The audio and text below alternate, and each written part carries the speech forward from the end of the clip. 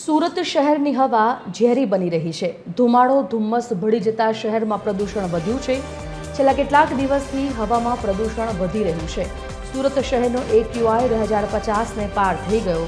શહેરનો AQI ગંભીર કેટેગરીમાં પહોંચી ગયો છે। વેસુ, અલથાણ, ઉધના, સચિન, પાંડેસરા, પાલ સહિતમાં સ્થિતિ વધુ ખરાબ છે અને આ પરિસ્થિતિમાં શ્વાસની સમસ્યા થઈ શકે છે અને ફેફસાને નુકસાન થઈ શકે છે।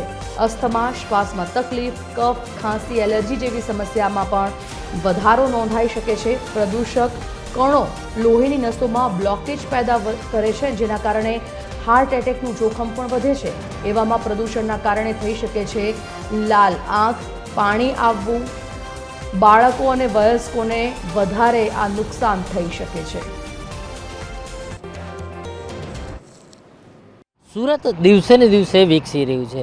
વિકસી રહેલા સુરતમાં ઔદ્યોગિક એકમો પણ દિવસે ને દિવસે વિકસી રહ્યા છે, જેના કારણે હવામાન જે છે તે પ્રદૂષિત થયું છે।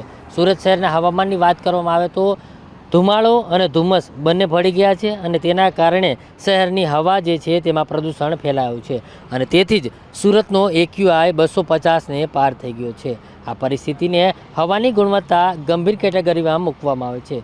શહેરભરની વાત કરવામાં આવે તો ખાસ વેસુ, અલથાણ, ઉધના, સચિન, પાંડેસરા અને પાલ સહિતના આ વિસ્તારો જે છે કે જ્યાં સ્થિતિ છે તે ખૂબ જ ખરાબ જોવા મળી રહી છે। અત્યારે પણ જોઈ શકાય છે જે પ્રકારે હવામાનમાં ધુમ્મસ જ જોવા મળી રહી છે અને તેના કારણે શ્વાસની સમસ્યા તેમજ ફેફસાને નુકસાન થઈ શકે છે। ખાસ કરીને આ પ્રકારના વાતાવરણમાં અસ્થમા, શ્વાસ લેવામાં તકલીફ, કફ, ખાંસી, એલર્જી સહિતની સમસ્યા જે છે તે વધી શકે છે, કારણ કે પ્રદૂષણના કણો જે છે તે લોહીની નસોમાં પ્રતિક્રિયા પેદા કરતા હાર્ટ એટેકનું જોખમ પણ વધી શકે છે। એટલે હાલ જે પ્રકારે સુરત શહેરની વાત કરવામાં આવે તો બાળકો અને વયસ્કોની રોગપ્રતિકારક શક્તિ ઓછી હોવાના કારણે તેમને વધુ નુકસાન થઈ શકે છે અને આ જ સમસ્યા લાંબા ગાળા માટે રહે તો લાંબે ગાળે ફેફસાને નુકસાન સહિતની સ્મોક જે છે તે પણ થતું હોય છે। ફેફસાની ક્ષમતા ઘટી જતાં ગંભીર જે રોગો છે તે પણ લાગુ પડે છે। એટલે AQI 250ને પાર જતાં સુરત શહેરમાં જે છે તે હવા પ્રદૂષિત બની છે અને હવામાં ઝેર ફેલાયું છે।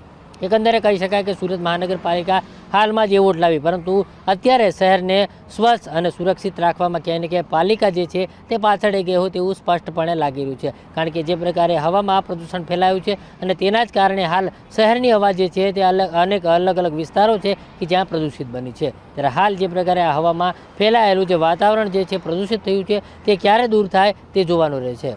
કેમેરામેન જસ મિસ્ત્રી સાથે દિવેશ પરમાર, TV30 ન્યૂઝ, સુરત।